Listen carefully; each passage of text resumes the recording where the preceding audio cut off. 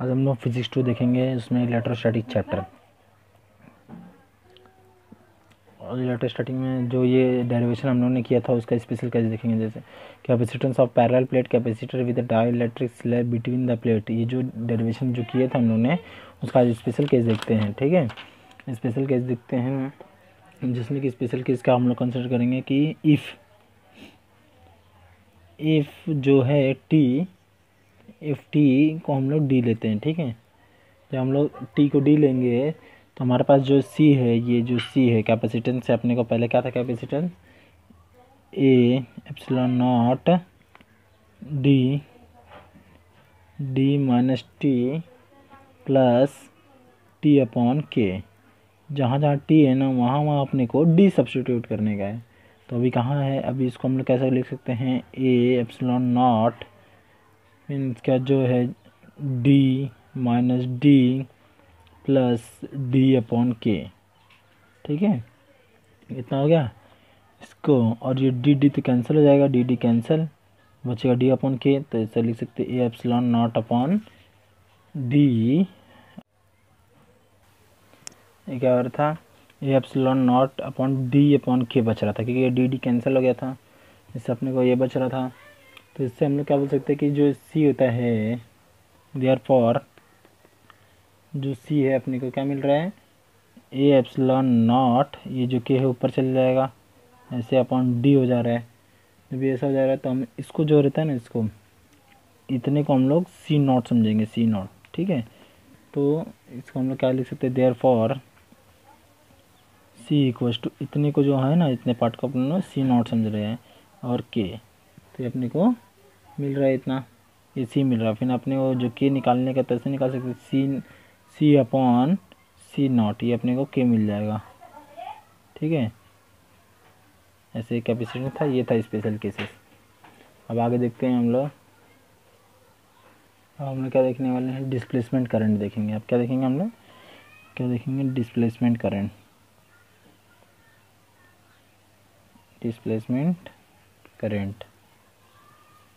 First इसका पहले figure देखेंगे।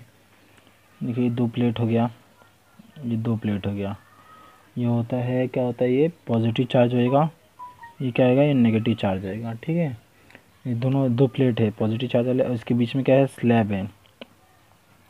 क्या है इसके बीच में, स्लैब है, ये स्लैब है। जो डाइलेक्ट्रिक होता है इसके अंदर से कभी भी इलेक्ट्रिसिटी पास नहीं होती है। ठीक है, इसमें क्या होता है, कभी भी पोलराइजेशन होता है। जो डाइलेक्ट्रिक कहते हैं ना, इधर कभी भी पोलराइजेशन होता है, इधर से ये इलेक्ट्रिसिटी पास नहीं होती है। लेकिन क्या इसके लिए डिस्प्लेसमेंट करंट किस लिए नाम दिया है, क्योंकि देखो अभी बताता हूँ मैं आपको, पहले सर्किट बन जाए। ये होता है सर्किट,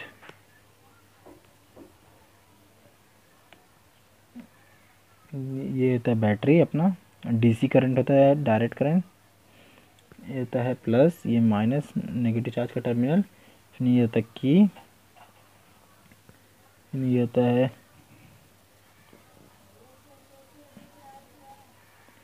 ठीक है। तो ये क्या है, डीसी सोर्स है अपना, डीसी सोर्स, ये अपना की होता है। जब इधर से बैटरी से जब करंट पास होएगा, ई जाएगा, जब क्या पास होगा, इलेक्ट्रॉन करंट जाएगा, इधर से करंट जा रहा है, आई जा रहा है, करंट जा रहा है। ठीक है, जब इधर इसमें जाएगा तो जब भी करंट जाएगा, ये तो पॉजिटिव वाला चार्जेस है, तो इधर से क्या आएगा कि जो करंट है ना पास नहीं हो पाएगा इधर से, क्योंकि डाइलेक्ट्रिक मीडियम में इधर से पास तो हो नहीं पाएगा करंट, इलेक्ट्रिसिटी पास तो हो नहीं पाएगी, पास नहीं होती है क्योंकि ये डाइलेक्ट्रिक है। और डाइलेक्ट्रिक से कभी भी इलेक्ट्रिसिटी पास नहीं होती है, कभी भी इसमें क्या होता है, पोलराइजेशन होता है, पोलरिटी क्रिएट करता है इन दोनों प्लेट के साथ। तो इधर क्या आएगा, जो भी इलेक्ट्रॉन रहेगा ना, इधर से जो इलेक्ट्रॉन रहेगा इस प्लेट पे क्या आएगा, इलेक्ट्रॉन डिस्प्लेस होएगा, इलेक्ट्रॉन क्या आएगा, डिस्प्लेस होएगा। तो उस डिस्प्लेसमेंट की वजह से जो इलेक्ट्रॉन डिस्प्लेस हो रहा है उससे कुछ डिस्प्लेसमेंट करंट पैदा होएगा, करंट प्रोड्यूस होएगा, उसी को हम लोग डिस्प्लेसमेंट करंट बोलते हैं। क्योंकि इधर से इलेक्ट्रॉन डिस्प्लेस होएगा, क्या आएगा, पास नहीं हो पाता ना, इसके लिए डिस्प्लेस होएगा, तो इस डिस्प्लेसमेंट करंट बोलते हैं इसे हम लोग क्या बोलेंगे, डिस्प्लेसमेंट करंट बोलेंगे। क्योंकि इधर से करंट जा रहा है, फिर इधर से क्या हो रहा है, पास नहीं हो पा रहा है ना, तो इधर से करंट को डिस्प्लेस हो रहा है, करंट डिस्प्लेस होने की वजह से कुछ डिस्प्लेसमेंट करंट दे रहा है हम लोग को। ठीक है, इलेक्ट्रॉन जब इधर से पास नहीं हो पाएगा तो डिस्प्लेस होगा इलेक्ट्रॉन, तो उसी से हम लोग को डिस्प्लेसमेंट करंट मिलता है। तो हम लोग उसको आईसी को, तो हम लोग क्या बोल सकते हैं, आईसी को हम लोग डिनोट कर सकते हैं जो करंट होता है, कंडक्शन करंट होता है, कंडक्शन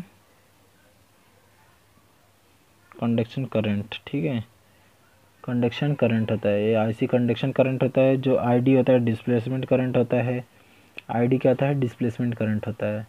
इतना हम लोग ने देख लिया।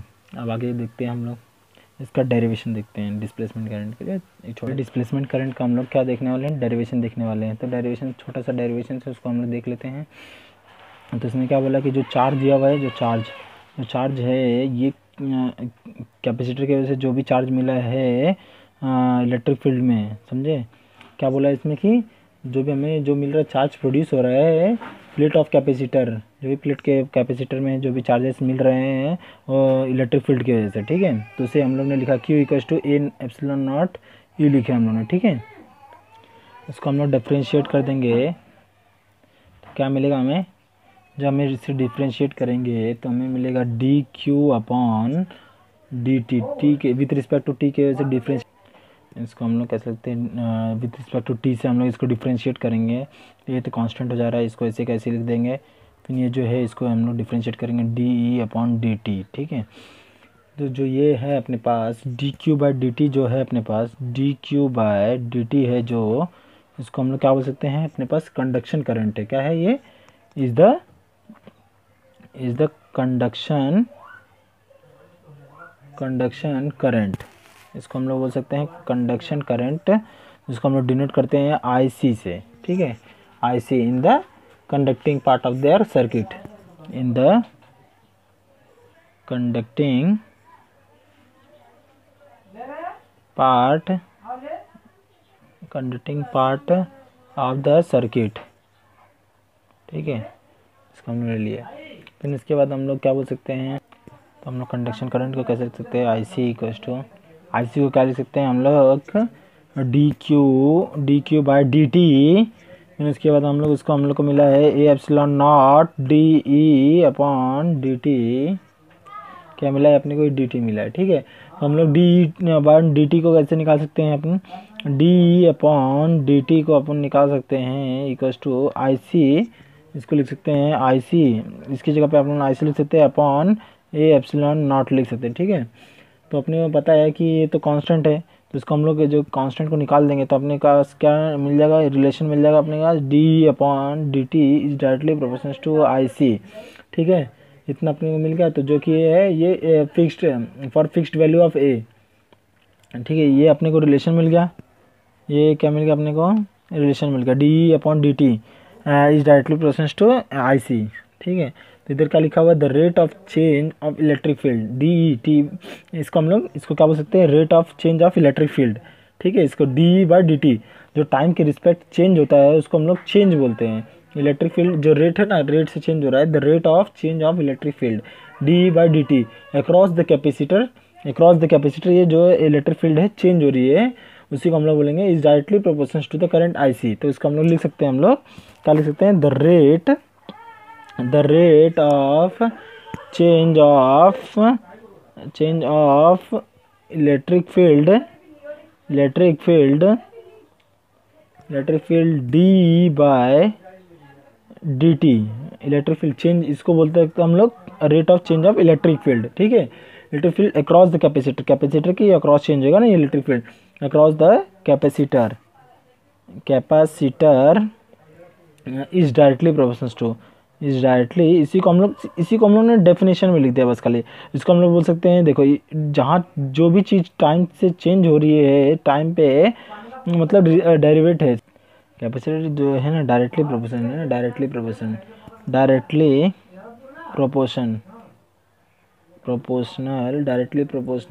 The current, directly proportional the current से डायरेक्टली प्रोपोर्शन है आईसी को हम लोग बोल सकते हैं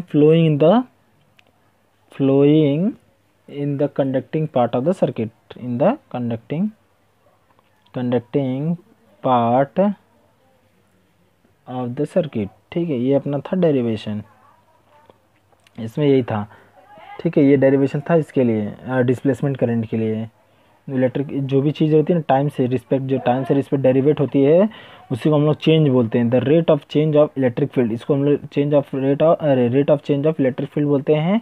is directly across the capacitor ही is directly proportional to the current I C following the conducting part of the circuit. ठीक है, इतना हो गया अपने पास। अब नेक्स्ट पार्ट देखते हैं हम लोग क्या देख सकते हैं। अब नेक्स्ट पार्ट देख सकते हैं, energy stored in the capacitor.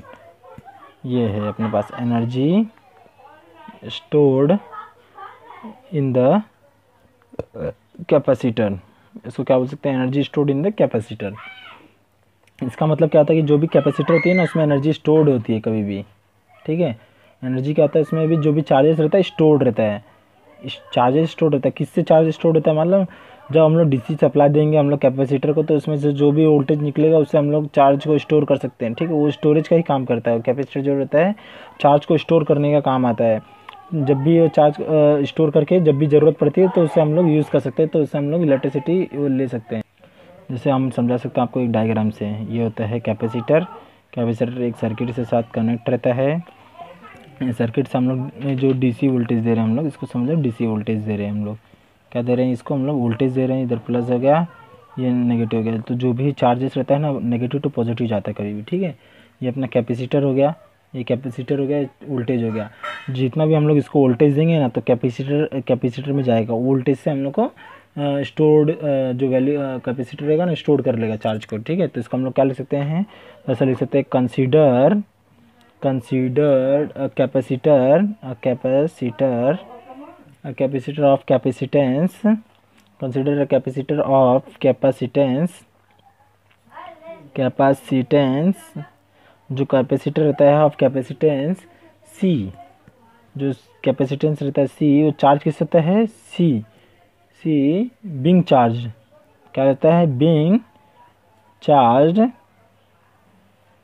Being charge by DC, by a DC source से चार्ज होता है, सोर्स ऑफ वी, जो उसका वोल्टेज रहता है डीसी सोर्स से जो वोल्टेज रहता है उससे चार्ज होता है। V volts as shown in figure, जो शोन है फिगर में, शोन इन फिगर। ठीक है, क्या होता है कि जो भी कैपेसिटर का कैपेसिटेंस रहता है वो चार्ज होता है डीसी सोर्स के वोल्टेज से। ठीक है, ये बता दिया इसमें।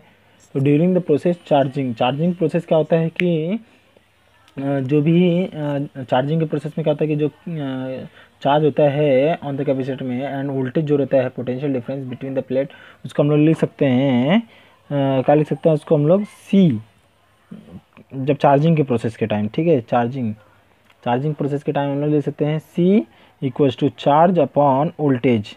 ठीक है, जब ये चार्जिंग हो रहा है तो उसके टाइम अपने कैपेसिटर क्या मिल रहा है, ये क्यू डैश बाय वी।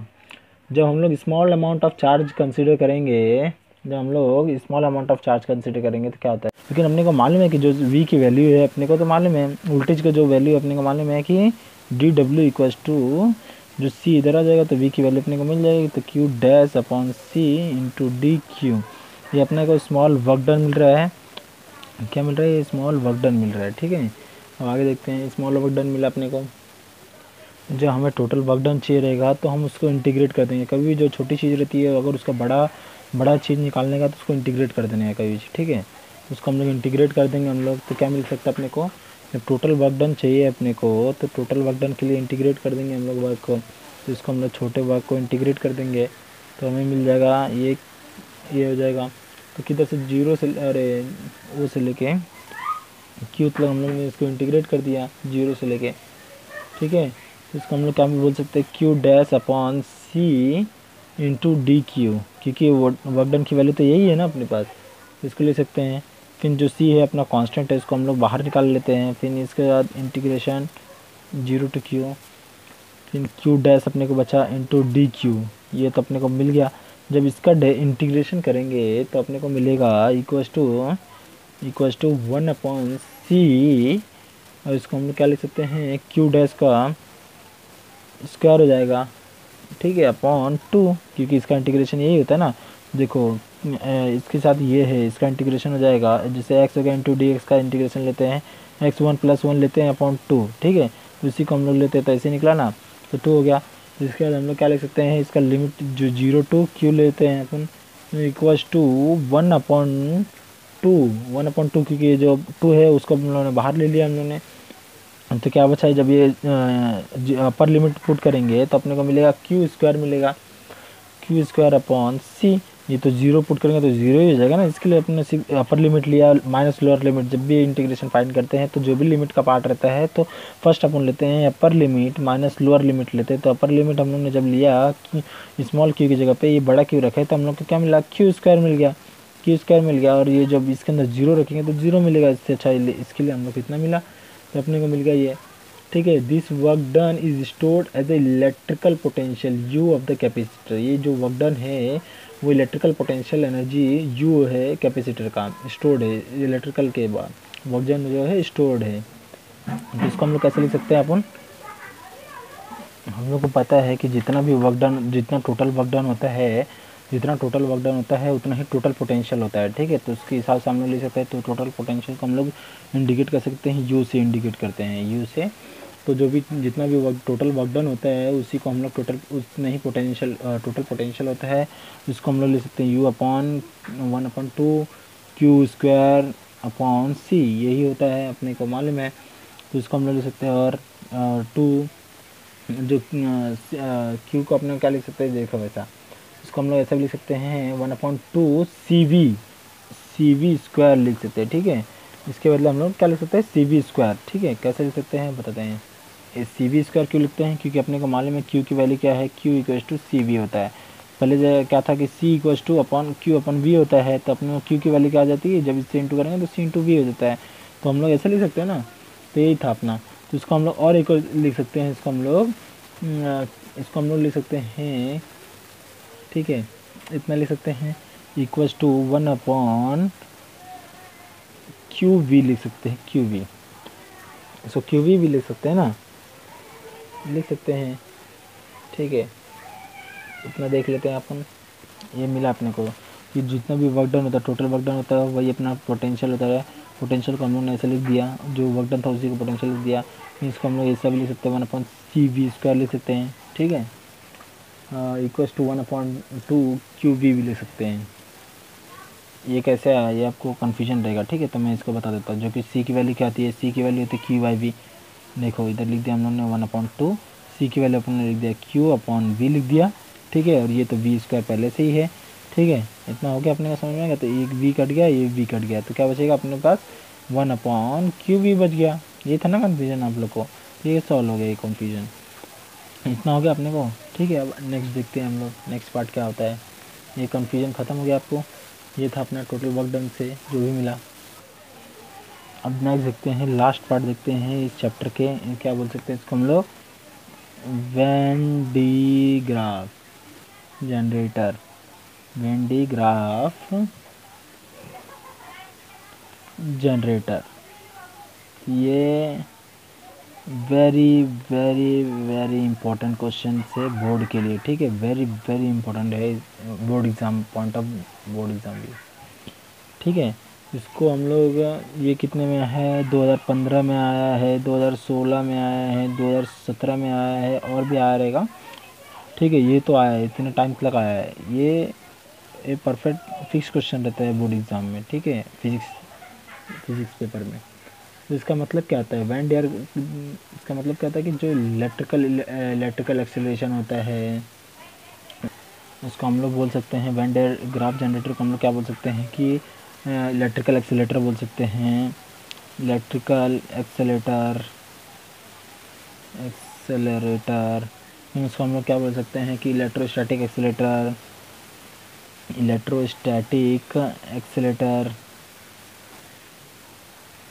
ठीक है, इलेक्ट्रोस्टैटिक एक्सेलेटर, इसका मतलब क्या होता है कि जो भी चार्जेस को ना ये एक्सेलरेट करता है। ये क्या कर सकता है, चार्जेस को एक्सेलरेट करता है। ठीक है, ये क्या करता है कि ये हाई पोटेंशियल डेवलप करने में मदद करता है, हेल्प करता है। ठीक है, क्या करता है, हाई पोटेंशियल डेवलप करता है, हाई पोटेंशियल डेवलप करने में हेल्प करता है। ठीक है, अब इसका यूजेस देखते हैं अपन, क्या देखेंगे यूजेस। ये इम्पोर्टेंट क्वेश्चन है, टेक्स्ट बुक से इसका डायग्राम देख लेना आप लोग, बहुत ही इंपॉर्टेंट क्वेश्चन है, डायग्राम इसको रट लो आप लोग। ठीक है, ये देखो यूजेस है इसके, किसके यूजेस हैं, वैन डेयर ग्राफ जनरेटर के यूजेस है, to carry out the disintegration of nuclear of different element, to produce the radioactive isotopes, to study the nuclear structure, to study the different types of nuclear reaction, accelerating the electron to sterilize foods and process material. ऐसे uses, ये सब आप लोग पढ़ लो, uses है आप लोग पढ़ लो। फिर प्रिंसिपल इसके देखते हैं, क्या है प्रिंसिपल इसका। This generator is based on the, किसके से बेस्ड है, the phenomena of corona discharge, action of sharp point है ये, ठीक है। इतना सब आपको समझ गया वैन डेयर ग्राफ जनरेटर के बारे में, इतना पढ़ लो और टेक्स्ट बुक से देख लो थोड़ा सा इसका वो जो है डायग्राम इंपॉर्टेंट है, डायग्राम को बना लेना, इतना भी लिख दोगे आपको फुल मार्क्स मिलेगा, ठीक है। इसका थोड़ा सा प्रिंसिपल देख लेना आप लोग, और ये चैप्टर ख़त्म होते हुए इलेक्ट्रोस्टैटिक। अब नेक्स्ट चैप्टर देखेंगे हम लोग, जो भी आएगा देखते हैं नेक्स्ट चैप्टर कौन सा स्टार्ट करने का है। थैंक यू वीडियो देखने के लिए।